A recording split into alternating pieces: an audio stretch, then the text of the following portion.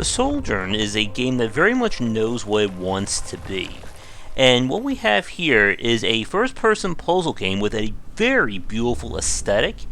And while it may not appeal to everyone, this is one of those games that you'll know very much right away whether or not you're going to enjoy it.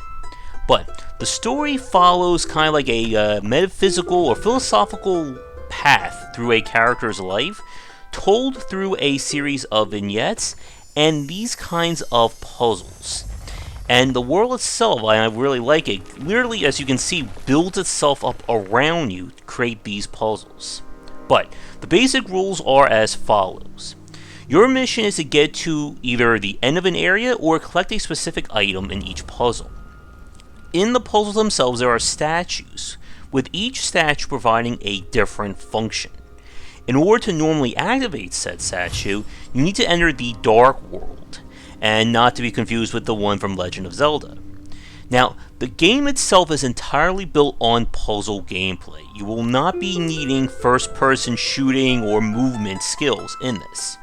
And the reason is that while you're in the Dark World, the world itself moves, or it will only count down while you're moving, similar to Super Hot. If you fail like you just saw there, you simply restart back at the previous point. And the puzzles themselves get very brain twisty in terms of what it will require you to do.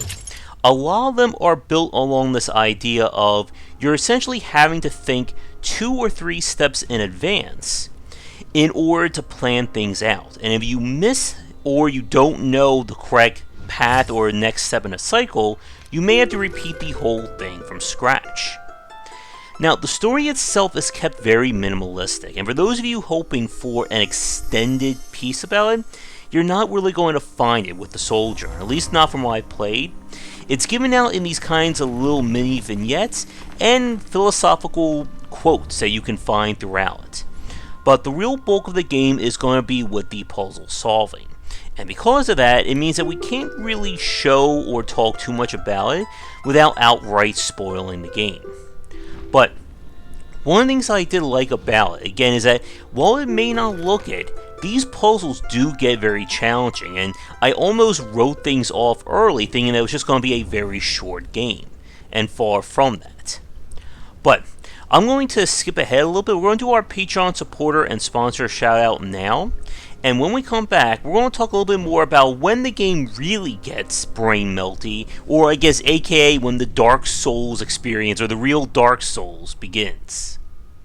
And now for a quick thank you to our current Game Wisdom sponsors and Patreon supporters. And if you'd like to continue the discussion on game design, be sure to check out our Discord channel, link down below. While the Sojourn definitely looks amazing, as I said in the last part, it begins very unassuming in terms of its puzzles and general brain teasers. But past the first area, we get to this massive tower here, and things begin to really start to open up in terms of the general gameplay loop and kind of the game's expert, I guess, touch to it. Inside this building, the game switches to kind of a chapter progression, with each floor having you doing a series of challenges. The rules that we said before begin to have new things added to them, including the ability to power up a statue in the light world. What happens is now, each puzzle has 2 objectives. You have your main requirement that is used to unlock the next floor, and then once you solve that, the puzzle morphs into a harder version in order to get its, I guess, collectible MacGuffin, which there is no penalty or anything to get them all other than for achievement purposes. And other than that, there really isn't a lot for me to talk about with the Sojourn without getting into spoiler territory. Even the footage I'm showing right here could very well be spoiling some solutions for you.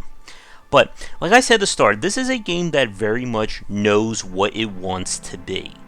And you, for those of you watching this right now, pretty much know whether or not you're enjoying this game, or if you will. And if you've liked what you've seen so far, then you're going to get a lot out of it. If you're expecting more in terms of like more mechanics or things to do, then you are going to be disappointed with the game. There is no Kaizo first-person shooting section in this title.